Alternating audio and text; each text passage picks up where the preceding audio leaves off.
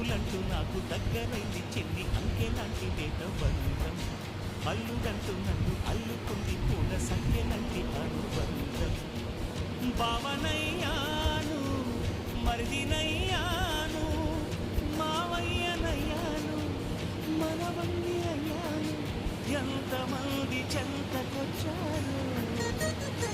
ఎన్ని పేర్ల కొత్త జన్మనిచ్చారు